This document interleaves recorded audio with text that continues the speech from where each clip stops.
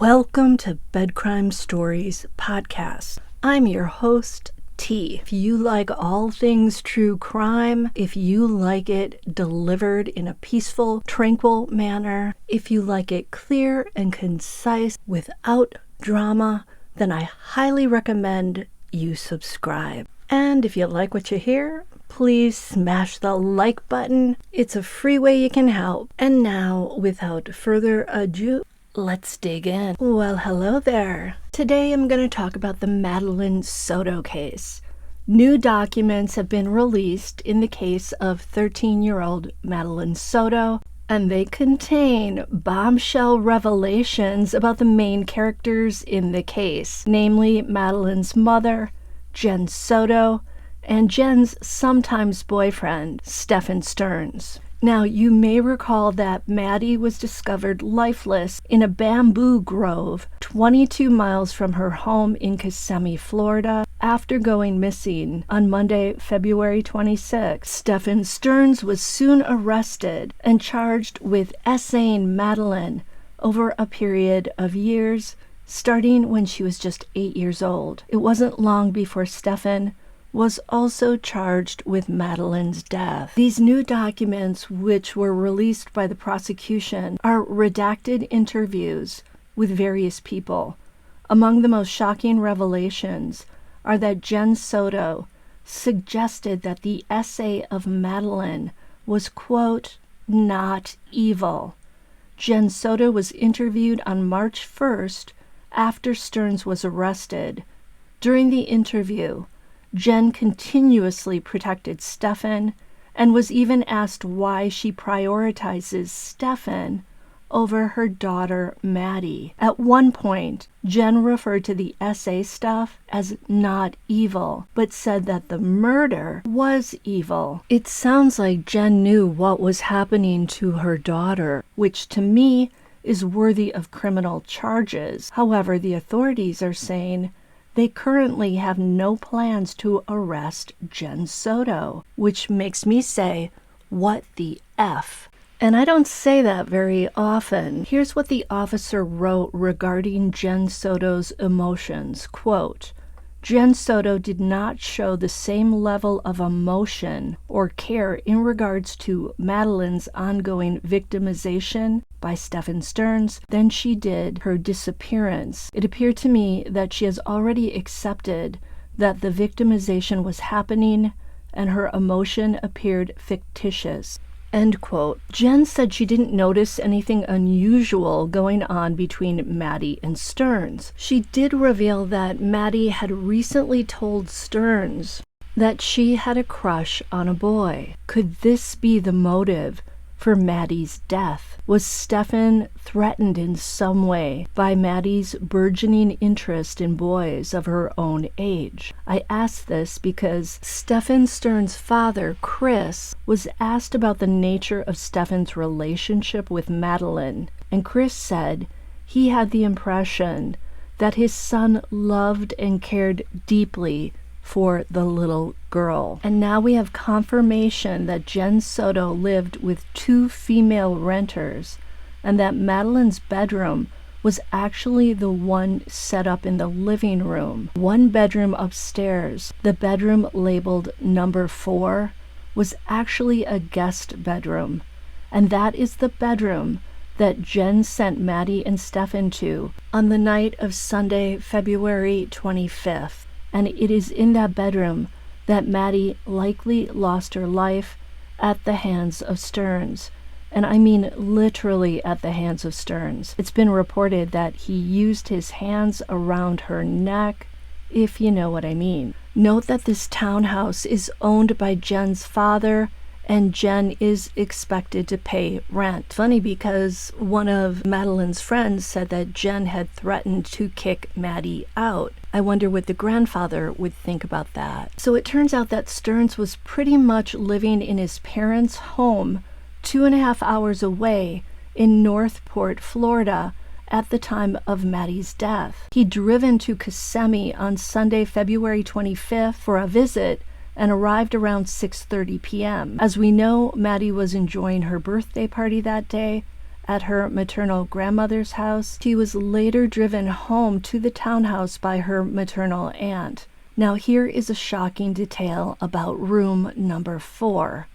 The room that Jen sent Maddie and Stephan to on that fateful Sunday night. It has a chain lock on the door on the inside. Imagine that. In addition, when the cops searched the house, they found a handgun on the nightstand beside the bed. I can only imagine how Maddie felt in this space on the night she died. We know that Sterns had groomed Maddie starting when she was just 8 years old.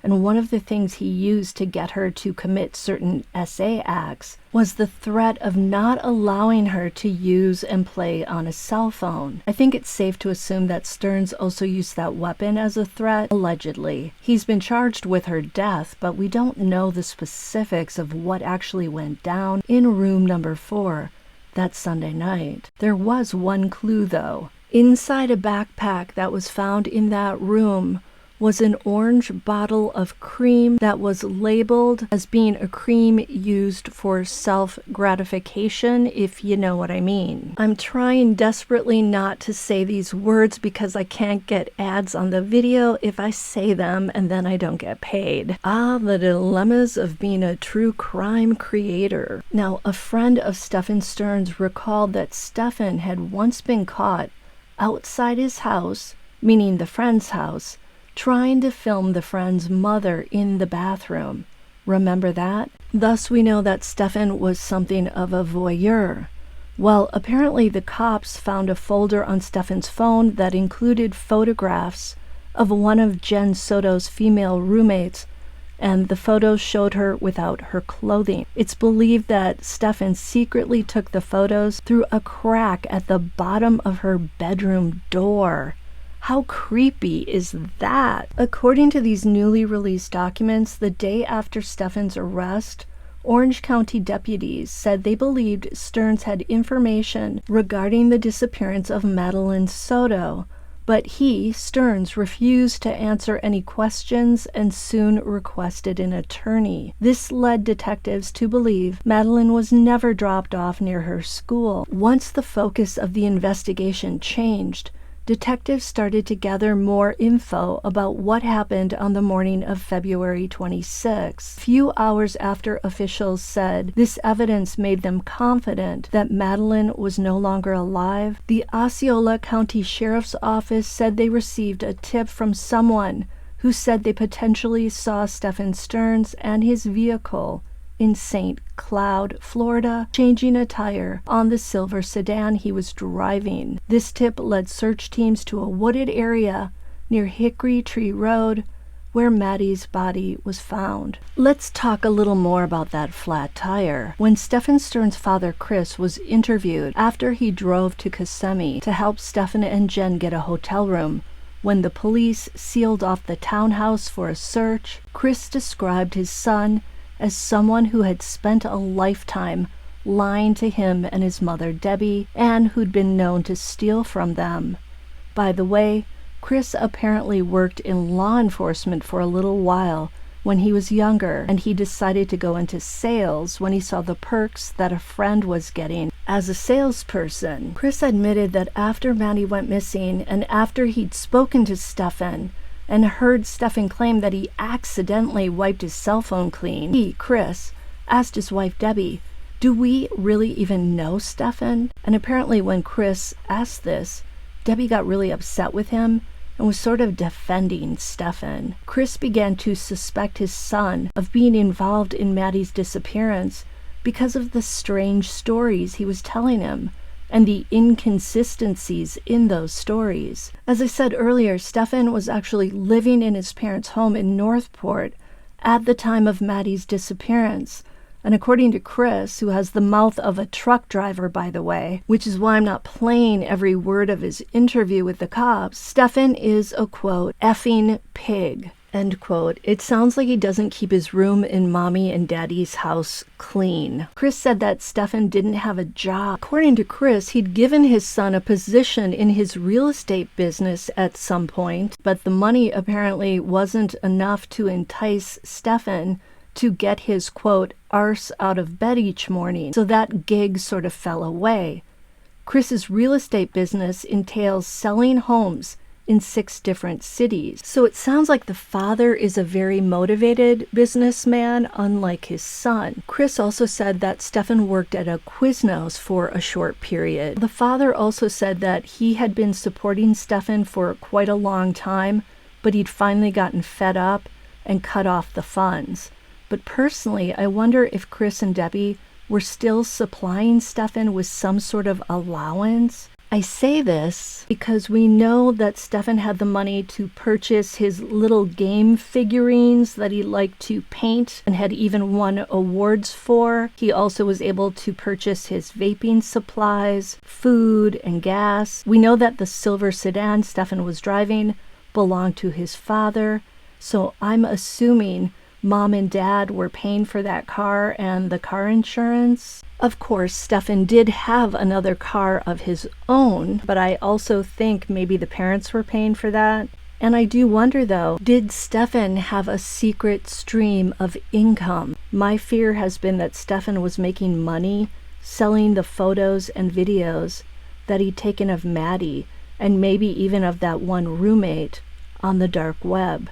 This is just me speculating, but I think there is a good chance that this happened. What's weird is that Stephan, according to his dad, had only visited Jen and Maddie like 3 times in recent months.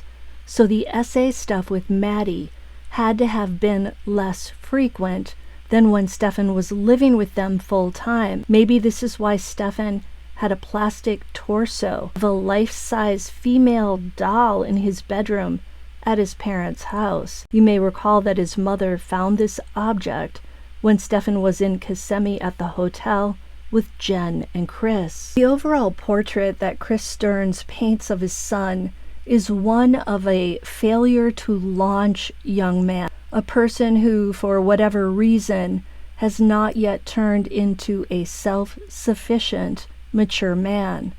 Enabled by his parents' financial and emotional support, Stephan appears to have been living a life where he could sleep in late, not have a job, and still partake in his beloved gaming whenever and wherever. He could also still vape to his heart's content and still road trip to Kissimmee, where it sounds like he had free room and board at Jen's place whenever it struck his fancy. And he also had access there to Jen's daughter, Maddie, with what it sounds like was Jen's permission. I'm speculating on this, but it's based on what Jen said to the police in that one interview where she didn't feel that the essay stuff was evil. Chris then described an accident that Stephan Sterns was in when he was just 8. He said that Stephan and a friend were outside playing when someone accidentally drove over them. Stephan sustained an injury to his head, which led to bouts of separation anxiety, a desire to sleep in his parents' bed, and depression. Chris said that as a child, Stephan was diagnosed as having attention deficit disorder, and Chris went on to say that as an adult, Stephan was seeing either a psychologist or a psychiatrist for anxiety and depression. I wonder if Stephan's parents were enabling him because they feared that this accident when he was 8 maybe led to permanent brain damage or psychological scars. Maybe Chris and Debbie Sterns have been justifying their financial support of their deadbeat adult son because of that traumatic incident. Note that when the police asked Chris if he thought Stephan was capable of doing something to Maddie, Chris said, maybe. Again, Chris questioned whether he really even knew his son. I wonder if Brian Kohberger's parents had this same discussion about their son after his arrest. Do we really know who he is and what he's capable of? Let's go back to the flat tire that Stephan had to change on Monday, February 26. According to Chris, Stephan called him around 3 p.m. that Monday to say that he had just had a flat tire. According to Chris, Stephan said he changed the tire in a shopping center parking lot and almost crushed his finger doing it. Boo-hoo for Stephan. What a whiner. We know this shopping center story was a lie because Stephan was indeed spotted out in St. Cloud changing the tire. Chris also said that Stephan had driven the car with the flat tire for so long that he ran the rubber right off the tire.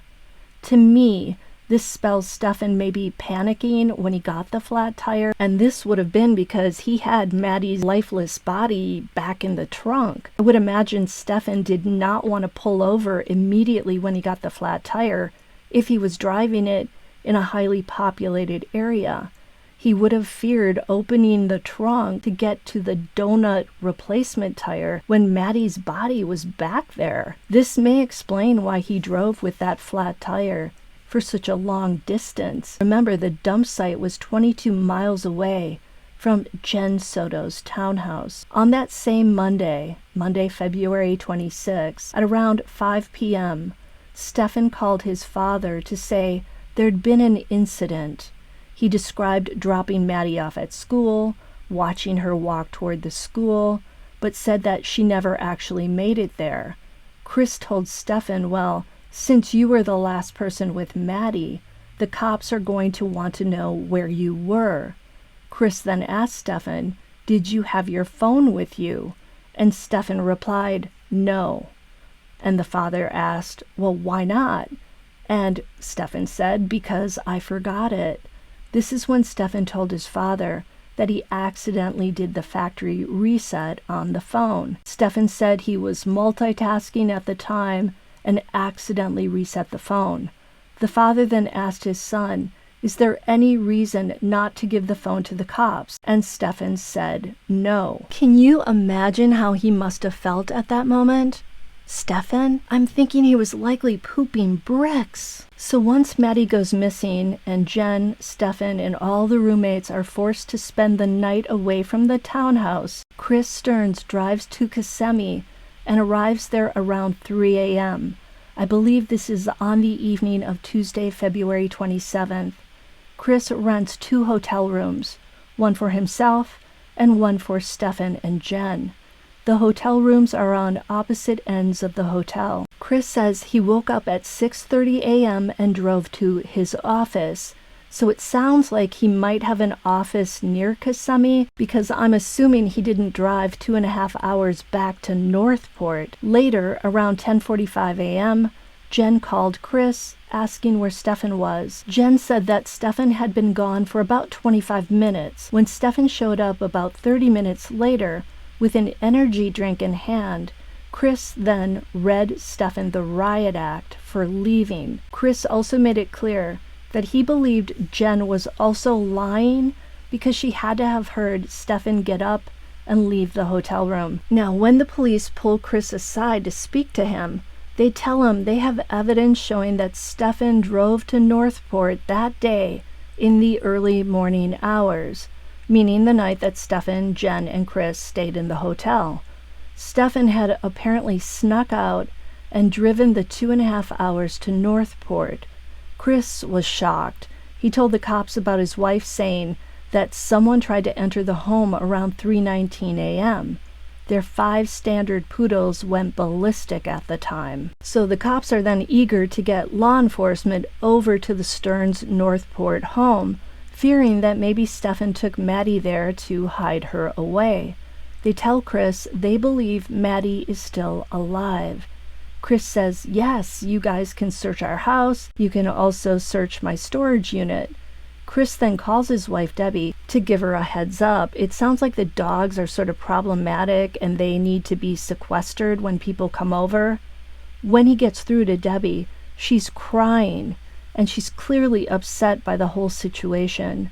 She tells her husband to warn the police that the dogs are going to be very loud. Once Debbie hears that Stephan had driven to Northport earlier that day, she tells Chris that she had used a slider lock on the front door as an extra layer of security that night. She states, quote, that's why the MFer couldn't get inside. Yes, Debbie Sterns calls her son Stephan an MFer. Both mom and dad seem to have a proclivity for swearing and for using derogatory terms for their son. It's funny because we know they've been sending Stephan money for his jail canteen so he can buy his root beer candy.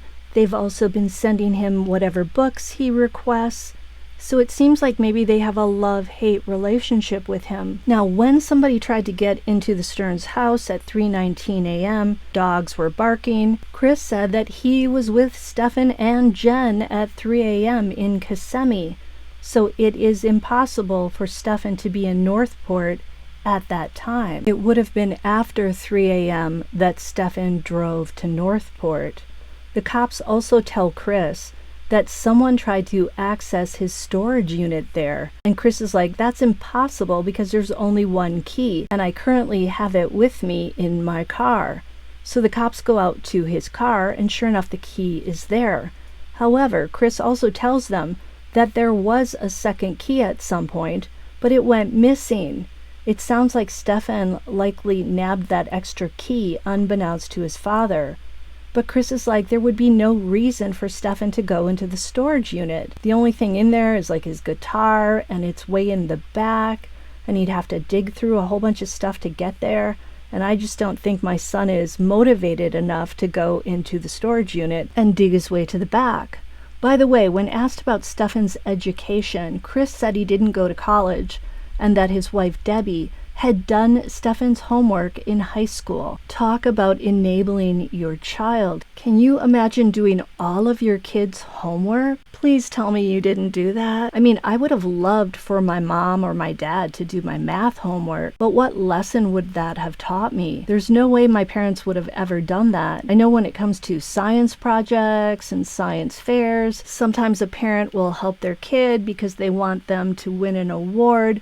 But I think that's a little different from doing all of your child's homework. But no, my parents did not help me with my science project, which is why it was such a dismal failure. So I'm going to leave it there for today. There are more interviews for me to listen to and analyze. I want you to think about the enabling behaviors of Stephan's parents. I want you to think about his deadbeat lifestyle, the scary room number 4, sort of like in The Shining, in Jen's townhouse with its inner chain lock and weapon on the nightstand. So much to analyze and think about. If you enjoyed this video, please do me a favor and smash that like button, and I'll see you next time on Bed Crime Stories.